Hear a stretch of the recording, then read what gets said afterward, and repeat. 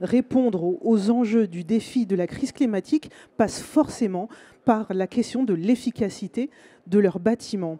Efficacité et transition énergétique des bâtiments publics, c'est le thème qui nous réunit. Soyez toutes et tous les bienvenus ici en présentiel et également vous toutes et tous qui nous suivez en ligne. Je le rappelle, vous pouvez évidemment nous envoyer vos questions via le chat. Elles me seront transmises et je pourrai les poser à nos invités. Nos invités, justement. À mes côtés, Hélène Costel-Leroy, bonjour. Bonjour. Vous êtes chef du département marketing service de l'UGAP. Vous nous en direz plus dans quelques instants. Très bien. À vos côtés, Kevin Catelet, bonjour. Bonjour. Kevin, vous êtes chargé de mission énergie et fluide au sein de la ville d'Issy-les-Moulineaux. Vous traitez également de la mission de qualité de l'air, voilà, et accessibilité des bâtiments publics. C'est ça. J'ai bien révisé pour ne pas oublier ces deux mentions. Et enfin, Chloé Belot, bonjour. Bonjour. Vous êtes directrice du développement Île-de-France de Alterea. Oui, tout à fait. Alors, je vous ai dit, un chiffre, 44%, c'est extrêmement important. Et donc, j'aimerais comprendre comment l'UGAP, justement, est à l'initiative et moteur pour accompagner les collectivités dans cet enjeu d'efficacité énergétique. Alors, Hélène Costel-Leroy, en quelques mots, rappelez-nous l'UGAP, parce qu'on ne vous attend pas forcément, d'ailleurs, sur ces sujets d'efficacité énergétique. Oui, alors en quelques mots, l'UGAP, c'est quoi? L'UGAP, c'est une centrale d'achat public généraliste qui a un statut d'EPIC sous double tutelle, chargé sous le ministre chargé du budget et le ministre chargé de l'Éducation nationale. C'est un établissement qui peut opérer auprès de tous les établissements publics, qu'il s'agisse de collectivités territoriales, l'État ou la santé. Notre spécificité, c'est qu'on est en modèle d'achat pour revente, à l'inverse de beaucoup de centrales d'achat qui font uniquement de la mise à disposition de marché. Alors, en quelques chiffres, l'UGAP, qu'est-ce que c'est? C'est 4,6 milliards d'euros de commandes en 2020, près de 3200 marchés qui traitent pas mal d'univers produits sur lesquels je vais revenir, 700 fournisseurs de rang 1, dont 97% sont implantés en France et la moitié sont des PME. On commercialise via un site de vente en ligne, un centre d'appel, mais également un réseau commercial territorial de proximité avec 25 implantations locales. Donc, je vous le disais, on opère sur pas mal d'univers produits, l'informatique, les véhicules, qu'il s'agisse de véhicules légers ou industriels, la partie médicale, le mobilier scolaire et de bureau, l'équipement général, tout ce qui va être environnement urbain par exemple, et puis la partie service aujourd'hui qui représente près de 550 millions d'euros, qui propose un large panel d'offres de services à nos clients, que ce soit de l'entretien des bâtiments, avec des offres de propreté, de déménagement, des services aux occupants, ça peut être de la formation professionnelle, des déplacements professionnels, des services financiers, et puis enfin l'énergie, avec des offres d'acquisition d'électricité et de gaz, et puis le sujet du jour, les prestations de transition énergétique. On va les découvrir tout à l'heure, puisque vous travaillez étroitement avec Alterea, justement. Chloé Belot, Alterea, là aussi une petite présentation. Oui, alors Alterea en quelques mots, donc... Alterea, c'est un ingénieriste de l'énergie, en fait, qui a pour vocation d'accompagner ses clients publics et privés dans la transition énergétique, écologique et numérique des bâtiments et des territoires. Alterea, c'est plus de 1500 clients, donc ouvrage public, habitat social, tertiaire privé. C'est aujourd'hui 330 collaborateurs motivés et plus de 16 années d'engagement auprès de nos clients. Et nos métiers sont donc tout ce qui est conseil et études, également l'assistance à maîtrise d'ouvrage et la maîtrise d'œuvre. Alors, je vais continuer avec vous, Chloé. Lorsque l'on parle bâtiment public et efficacité énergétique, tout de suite, désormais, ça doit être un réflexe. J'espère que ça l'est pour vous. On pense à la loi Elan et en particulier au décret tertiaire. Est-ce que vous pouvez nous en rappeler les enjeux et peut-être aussi l'actualité, parce qu'il y a une actualité récente? Tout à fait. Donc, on parle ici du décret éco-énergie tertiaire qui va viser en fait tous les acteurs du tertiaire qui ont un patrimoine avec des bâtiments de plus de 1000 m². L'objectif est une diminution des consommations énergétiques. Donc, pour rappel, elles sont de 40% à l'horizon 2030. 50% en 2040 et 60% en 2050. Les nouveautés, vous le citiez, en effet, aujourd'hui, tous les bâtiments de plus de 1000 m², même s'ils sont neufs et récents, sont concernés, ce qui n'était pas le cas il y a quelques semaines. Et on a également un report des échéances, puisqu'en effet, l'entrée sur Opérat des différentes consommations des bâtiments, de l'année de référence, des objectifs en valeur absolue et relative, on pourra y revenir si vous le souhaitez, est reportée à septembre 2022 et non plus 2021. Très bien, mais néanmoins, les délais restent courts. Il faut se mettre en action dès maintenant pour respecter ces échéances. Tout à fait. Même pour aller un petit peu plus loin, je peux vous diffuser une petite checklist des engagements pour une collectivité locale à prendre avant le 30 septembre 2022, qui est donc cette première échéance.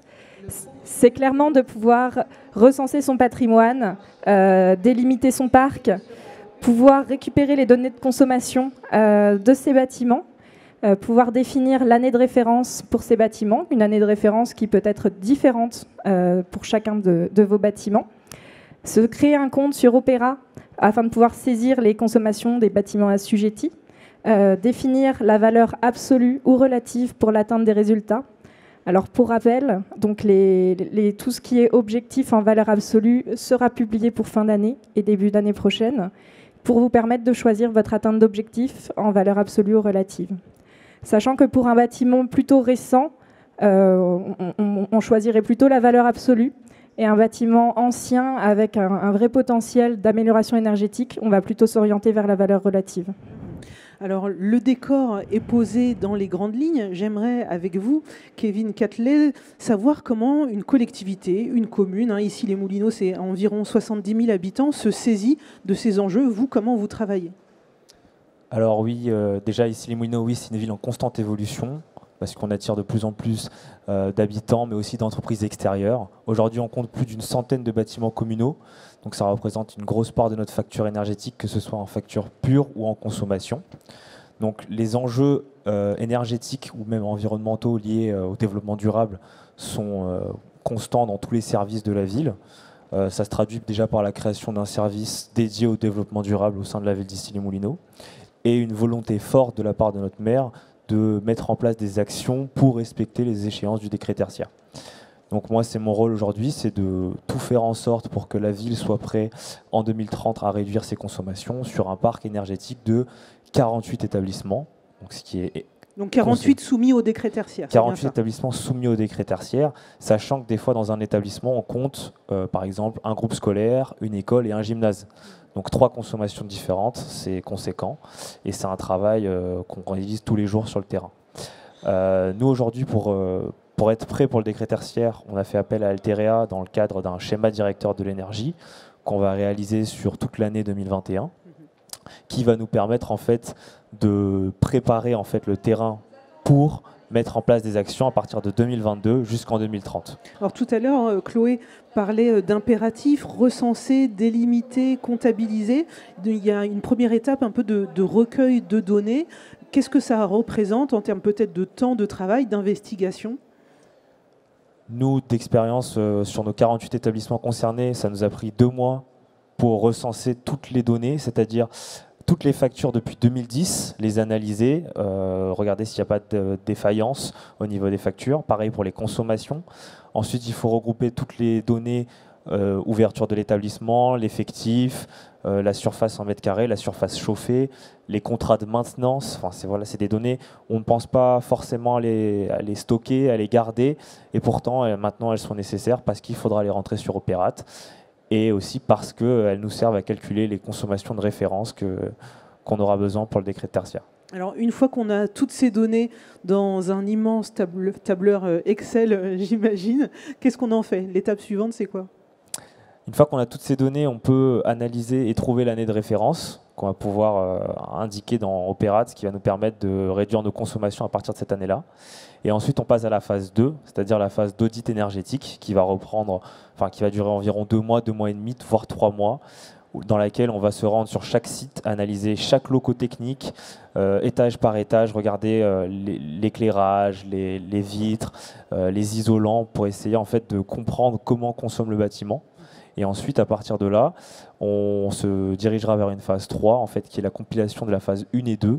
Alors, avant de détailler la phase 3, pour bien comprendre, cette étape 2 de visite sur place, c'est la ville qui s'en occupe, c'est Altéréa, vous le faites ensemble?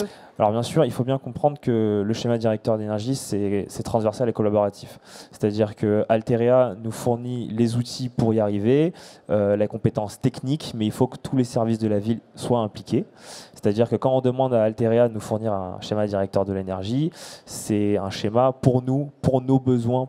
Donc, c'est-à-dire que ce n'est pas un schéma lambda qui va marcher pour toutes les collectivités. Il faut vraiment que la ville soit impliquée dans ce schéma directeur de l'énergie. Donc, les audits sont réalisés en collaboration entre un auditeur Altéréa et un, voire deux personnes de la collectivité. D'accord, oui, les personnes de la collectivité, j'imagine vous, et peut-être un référent du service concerné, si on est plutôt sur les écoles, plutôt sur des bâtiments sportifs, etc. Exactement. D'accord. Et donc, je vous ai coupé la parole tout à l'heure, l'étape 3... L'étape 3, du coup, ça va être la compilation des 2 premières phases. C'est-à-dire que voilà, Altéréa, dès le début, va nous proposer 3 scénarios possibles, c'est-à-dire qu'est-ce qu'on veut mettre en place à la fin. Et ensuite, en fonction des besoins de la collectivité, on pourra orienter en fait, nos choix. Par exemple, nous, à Issy-les-Moulineaux, on a 3 scénarios qui sont respecter le décret tertiaire en 2030, donc premier scénario. Condenser toutes les actions sur la durée d'un mandat municipal, donc beaucoup plus court puisque c'est 2026. Et le dernier scénario, c'est tous les gros travaux à mettre en œuvre pour avoir un temps de retour sur investissement inférieur à 5 ans. Donc voilà, c'est assez conséquent. Très bien. Et donc ça sera pour la fin de l'année 2021. Vous pourrez revenir en 2022 au Salon des maires d'Île-de-France pour nous dire justement quelle stratégie a été choisie par la ville. Hélène, j'aimerais vous faire réagir à ce qui a été présenté là. Il y a des acteurs qui travaillent déjà auprès des collectivités, je pense à l'ADEME notamment, sur ces enjeux énergétiques pour un peu sensibiliser, faire la pédagogie. L'UGAP, ça va être quoi sa plus-value, sa spécificité pour accompagner ? Alors en fait, l'UGAP va permettre à nos clients publics de pouvoir être accompagnés par un titulaire dont c'est la spécialité. On l'a entendu quand Kevin l'a expliqué, c'est des projets qui sont assez monumentaux, qui prennent du temps, il faut une compétence. Donc l'UGAP en fait, a créé un marché de conseil en prestations énergétiques. On avait un précédent marché qui existait, qui était très axé sur la performance énergétique des bâtiments. On s'en est rendu compte, le besoin est plus large. Donc aujourd'hui, on a un marché qui a quelques mois maintenant, qui va proposer une trentaine de prestations. C'est un petit peu une boîte à outils dans laquelle les clients vont pouvoir venir piocher pour avoir ce qui répond au plus près à leurs besoins. Et là-dessus, Altéréa va donc les accompagner, aussi bien pour améliorer la performance énergétique des bâtiments, donc sur le volet patrimonial, mais on a aussi tout le volet territorial qui est couvert avec la création, par exemple, de plans territoriaux climat, air, énergie, un schéma directeur territorial, mais aussi réalisation de bilan carbone ou d'audit d'émissions de gaz à effet de serre. Et tout ça se fait donc conjointement avec Altéréa et puis nos conseillers commerciaux qui sont sur le terrain. Une petite question sur cette partie-là. Je trouve hyper intéressante cette idée de boîte à outils dans laquelle on vient piocher ce dont on a besoin. Néanmoins, une politique énergétique, il faut que, alors je vais dire quelque chose de tout bête, changer les fenêtres, c'est peut-être pas la priorité si on n'a pas fait, par exemple, un audit qui permet de comprendre où sont les marges de manœuvre. Est-ce que l'UGAP, lorsqu'une collectivité vient vous voir, vous allez les accompagner aussi pour ce cheminement, en fait, pour piocher au bon moment dans votre boîte à outils? Oui, tout à fait. C'est ce que permet cette fameuse boîte à outils. On peut intervenir à n'importe quel moment du projet pour pouvoir accompagner le client, soit en amont, pendant ou par la suite. Très bien. Alors, plongeons dans cette boîte à outils ensemble, Chloé.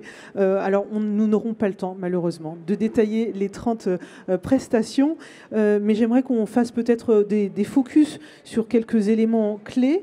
Allez, on commence par quoi, Chloé ? Eh bien, ce qui nous amène aujourd'hui, donc le décret tertiaire notamment. Donc pour une collectivité locale, le marché PTE, donc les prestations de la transition énergétique de l'UGAP, propose tout ce qui est études patrimoniales qui permet de se lancer dans un schéma directeur décret tertiaire. Donc avec un focus sur 2 prestations. Donc on a le prédiagnostic. Le prédiagnostic, c'est à partir d'une visite de site, d'une analyse des consommations, de pouvoir venir faire une première approche des actions d'amélioration à apporter sur un bâti et qui permet, décliné sur l'ensemble d'un patrimoine, d'en faire l'état des lieux. C'est un petit peu la porte d'entrée des études à réaliser sur son patrimoine. Après, on a également l'audit énergétique. Alors, je me permets pour une question, parce que j'ai envie d'en savoir plus sur ce prédiagnostic. C'est quoi les prérequis pour la collectivité pour pouvoir se lancer dans un prédiagnostic? Il faut déjà avoir fait tout ce travail de recueil des données, de compilation? Tout à fait. Pour pouvoir se lancer dans un prédiagnostic, mais également dans un audit énergétique que je détaillerai juste après, on va avoir besoin des données de consommation des 3 dernières années minimum. On va avoir besoin de tout ce qui est plan et de pouvoir accéder aux différents locaux techniques de la collectivité lors de la visite. Il faut vraiment qu'on puisse aller partout. Très bien. Alors, l'audit. L'audit énergétique qu'a détaillé donc Kevin juste avant, c'est vraiment l'étude par excellence qui va permettre de pouvoir connaître son bâtiment, de pouvoir détailler des scénarios de travaux d'amélioration et de pouvoir justement aller viser les objectifs du décret tertiaire. Là, je vous parlais de missions qui sont vraiment ciblées sur le bâtiment. Donc l'objectif après, une fois qu'on a fait ces missions-là, son état des lieux de son patrimoine, c'est de pouvoir se lancer dans le schéma directeur patrimonial, donc qui est également une des prestations sur le marché UGAP. Et ce schéma directeur, comme Kevin l'a très bien détaillé, va permettre, donc, à partir de toutes ces informations récoltées site à site, de pouvoir dresser une cartographie de l'intégralité de sa collectivité et de pouvoir aller piocher dans les différents scénarios de travaux de chaque bâtiment pour élaborer une programmation pluriannuelle d'investissement en matière de rénovation énergétique pour être conforme aux enjeux du décret tertiaire. Et ce qui est intéressant de noter, c'est que vous avez la possibilité, via le marché de l'UGAP, de venir ajouter des prestations pour être complètement conforme au décret tertiaire, c'est-à-dire vous avez des valeurs absolues ou relatives à aller chercher. On peut vous accompagner sur ce sujet-là via l'UGAP. Tout ce qui est entrée des consommations sur Opéra est possible également. Tout ce qui est dossier technique de modulation pour pouvoir être exempté de l'atteinte de certains objectifs quand ça le nécessite, on peut le faire également, même sur la partie architecturale, puisque dans le cadre du marché UGAP, nous avons un co-traitant qui est donc un architecte du patrimoine et qui permet de pouvoir faire ces fameux dossiers techniques en lien avec nous, Altéréa.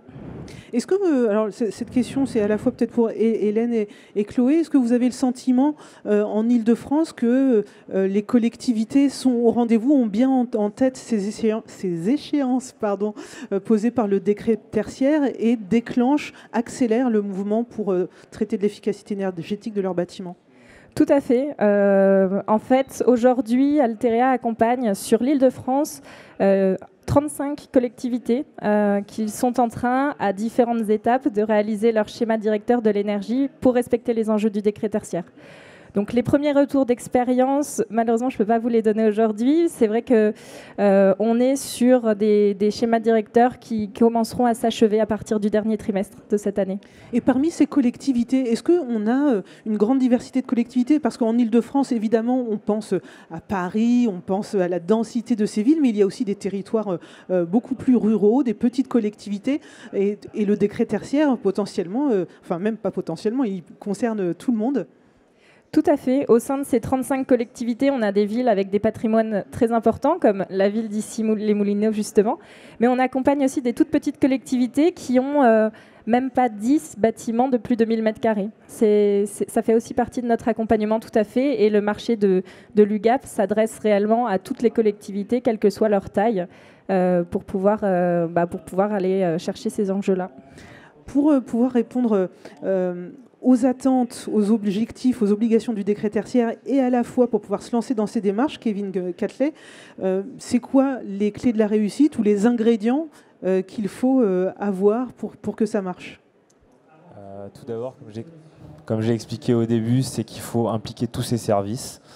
On ne peut pas y arriver sans l'implication de tous les services, que ce soit la petite enfance, l'éducation, les bâtiments ou même l'urbanisme. Tout le monde doit mettre sa pierre dans l'édifice pour y arriver. Ensuite, il va falloir, dans l'idéal, avoir un poste d'économe de flux, quelqu'un qui est capable d'analyser les consommations, de regrouper toutes ces données et de les analyser. Et aussi, cette personne sera aussi l'interlocuteur privilégié entre Altéréa et les différents services de la collectivité. Et pour finir, il faut être capable de regrouper en fait toutes ces informations, de savoir piocher en fait les informations, c'est-à-dire j'ai un contrat de maintenance, je sais qui est mon prestataire, je sais où aller chercher l'information. Il faut avoir des compétences techniques pour le faire.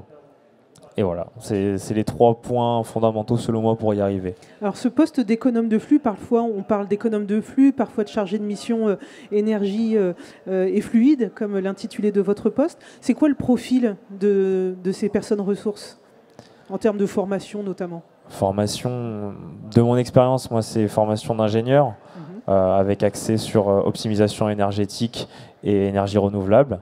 Maintenant, tout type de personne ayant fait une licence ou une fac axée sur l'énergie et qui est capable, à travers des outils techniques, d'analyser les consommations, est capable de prendre ce poste et de répondre aux attentes d'une collectivité. Alors vous avez évoqué les enjeux de gouvernance, de travailler de façon collaborative, transversale avec les services. Qui sont les interlocuteurs aussi peut-être du territoire que vous mettez autour de la table pour accompagner cette démarche? Est-ce qu'il y a l'ADEME? Est-ce qu'il y a la région avec son plan climat, etc.? Pour l'instant, nous, d'expérience, moi je travaille extrêmement avec GPSO sur certains projets. Donc GPSO, je suis désolé.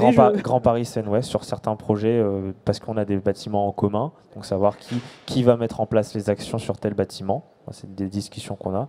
Sinon, on est encore centré que sur la collectivité, même si on a des discussions une fois tous les 2-3 mois avec les communes adhérentes à GPSO, savoir un peu comment ça se passe dans les autres collectivités, quels sont en fait un forum, quelles sont les actions à mettre en place, qui a des difficultés, comment y répondre. Ça permet de se souder, nous, en tant que commune, savoir ce que notre voisin fait et peut-être avoir des réponses à nos questions si on a des difficultés.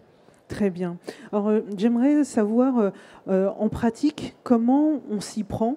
Je suis maire d'une commune, d'une ville moyenne d'Île-de-France. Je suis intéressée par cette boîte à outils. Concrètement, comment je me rapproche de vous, Hélène, et de vos équipes? Alors, vous pouvez contacter directement vos chargés de clientèle en local. Et puis également, avec Alterea, il y a une adresse mail générique qui a été mise en place pour répondre à toutes les questions. À noter que Alterea, en Île-de-France, aura un intervenant dédié au marché UGAP dès le mois de septembre pour répondre à tout ce type de demandes, avec l'accompagnement de notre réseau commercial.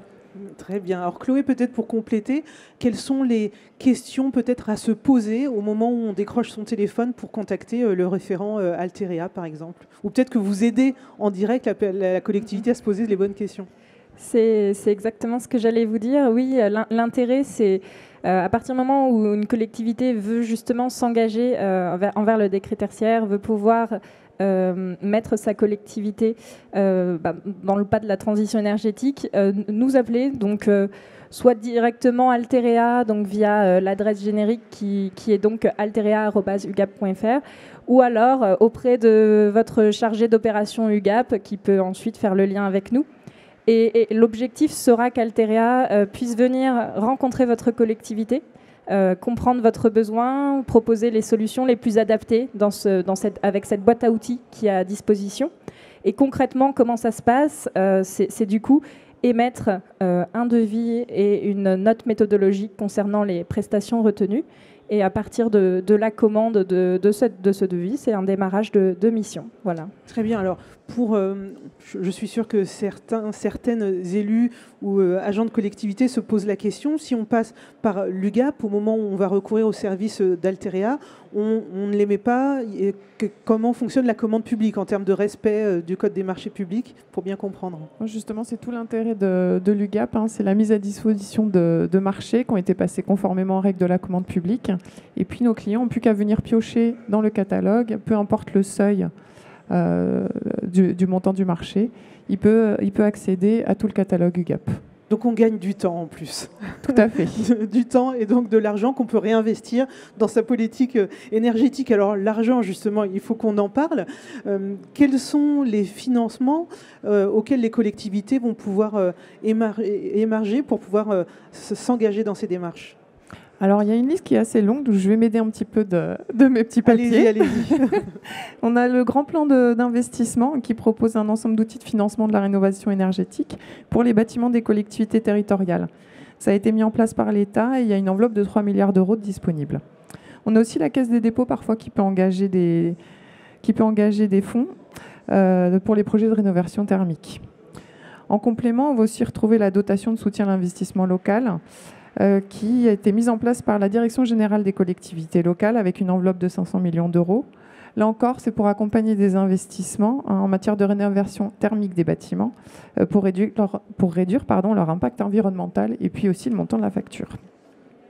On va retrouver aussi ce qu'on connaît bien en tant que particulier, les certificats d'économie d'énergie qui peuvent prétendre à financer une partie des travaux de rénovation.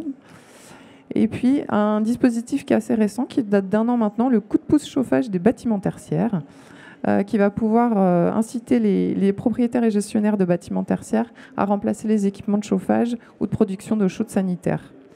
Puis en complément, on a également des aides à l'ingénierie qui sont portées par l'ADEME et la Caisse des dépôts. Chloé. Oui, en complément, alors c'est l'étape juste après. Je dirais c'est plus lorsque l'on fait son schéma directeur, mais lorsqu'on a les pistes et les actions à mettre en œuvre, on va passer potentiellement à la mise en œuvre de CPE, de contrats de performance énergétique, sur toute partie de son patrimoine. Et aujourd'hui, l'ADEME propose une aide donc pour les collectivités locales qui passent aujourd'hui des contrats de performance énergétique. Est-ce que vous pouvez rappeler les grands principes d'un CPE ?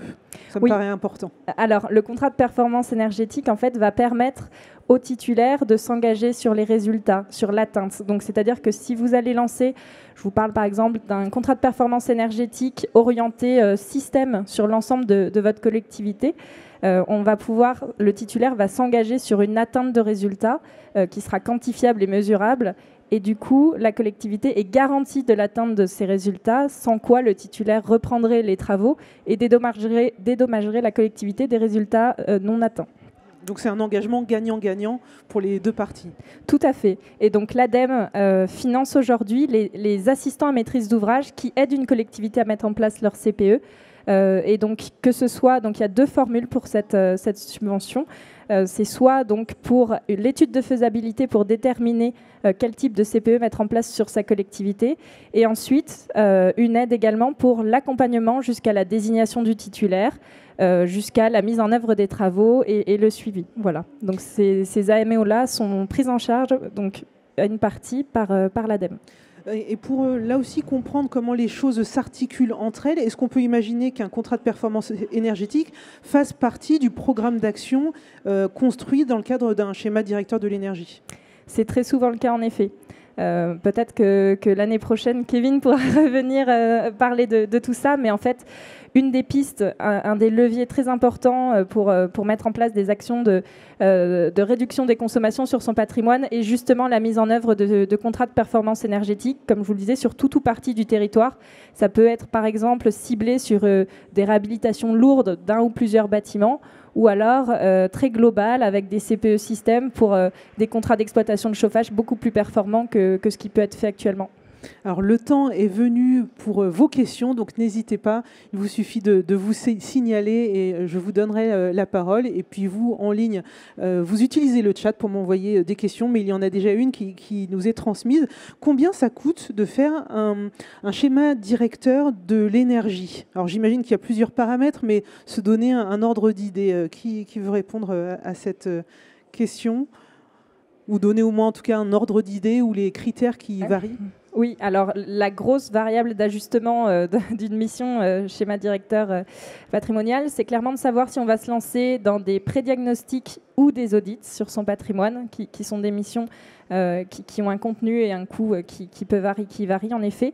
Et c'est surtout la taille du patrimoine, parce que si aujourd'hui vous êtes une collectivité avec 10 bâtiments, un schéma directeur de l'énergie pourra se situer sur une fourchette entre 50 000 et 70 000 euros, on va dire.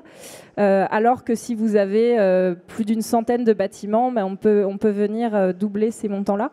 Parce qu'en effet, on va avoir un patrimoine bien plus important à aller auditer site à site. Voilà, donc ça peut être très variable. Alors, il faut investir pour atteindre les objectifs de réduction des consommations des bâtiments publics. Il faut investir d'un côté, et puis il y a des enjeux de fonctionnement, parce que les factures énergétiques, c'est du fonctionnement. Là aussi, dans un schéma directeur immobilier, on met en regard les investissements, le fonctionnement, le retour sur investissement pour clarifier et voir comment la commune peut, chacune avec ses moyens, budgéter, trouver le résultat de cette équation. Qui veut répondre ? Kevin, peut-être, sur votre retour d'expérience, comment vous réfléchissez à ces sujets, puis peut-être Chloé en complément. Si je comprends.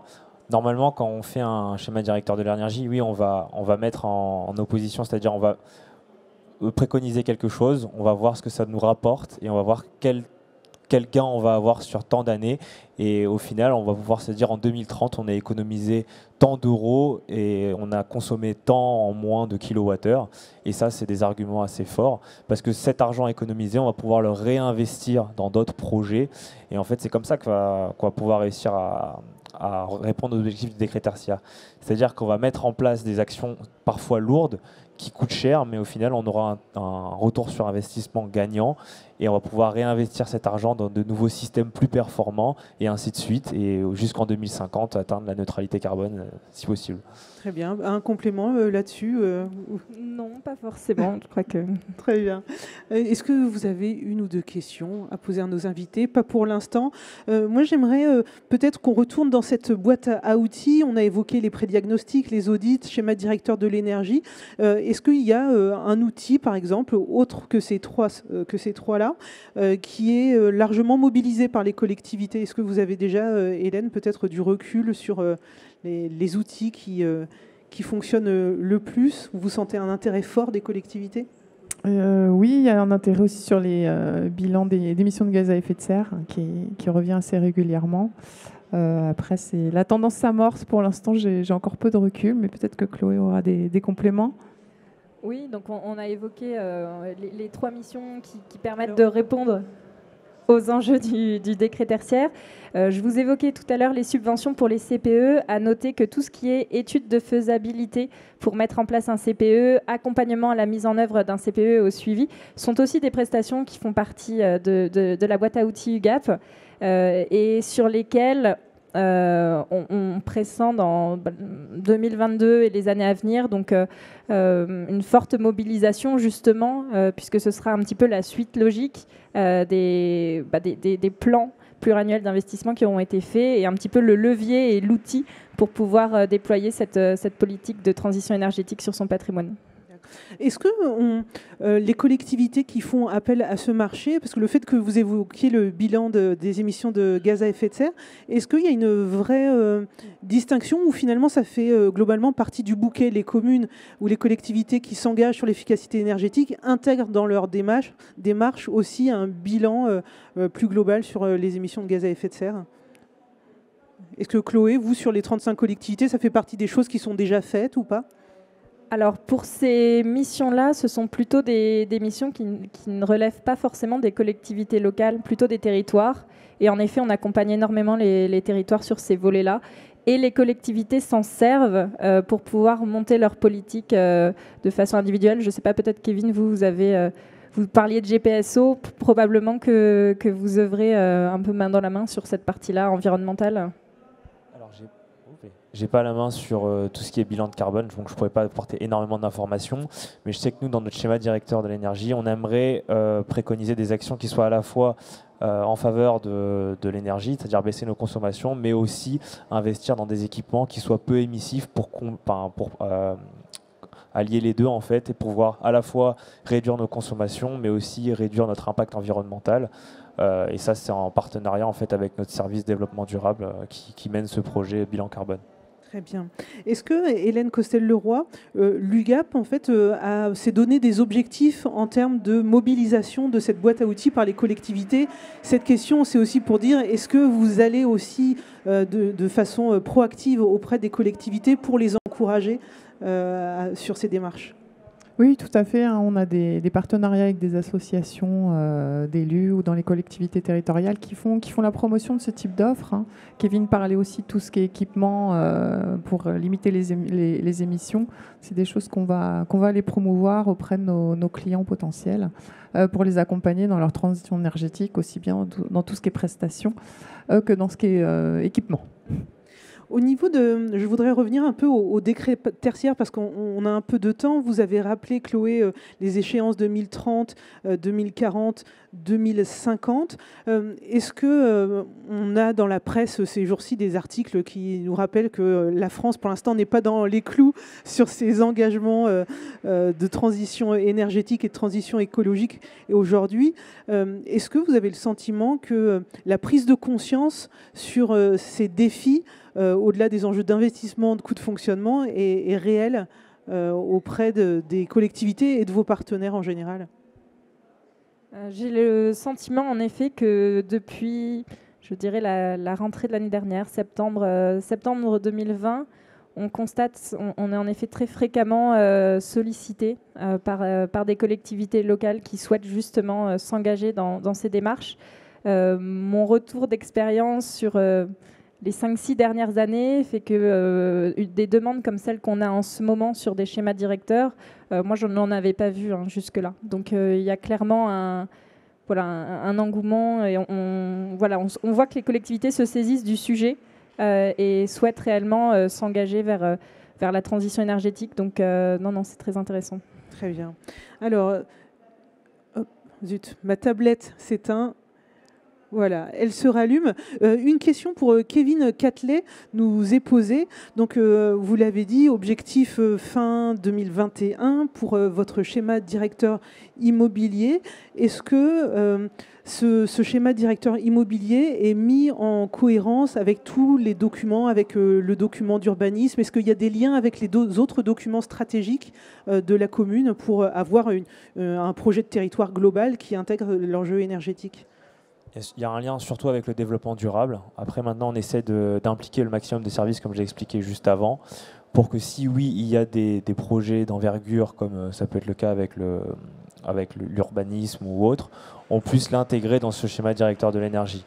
Le but, c'est d'avoir vraiment, un projet global qui va que dans un sens, et pas avoir des services qui lancent des projets dans leur coin, nous dans notre coin, et au final, on n'aura pas le même rendu que si tout le monde s'implique dans un même projet avec un même objectif commun. Très bien.